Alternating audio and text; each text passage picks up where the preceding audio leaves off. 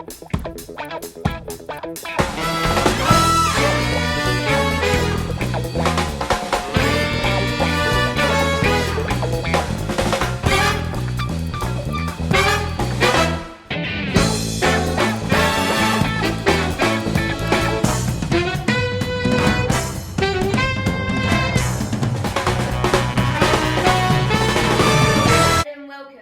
going to be learning about Dwayne Johnson.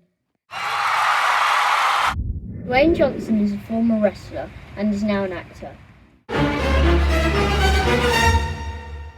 He's starred in various movies such as Jumanji and Fast and Furious. Family made homeless when he was 14. Instead of giving up, he decided he would train at the gym to become a professional wrestler. He became a professional wrestler November the 4th, 1996.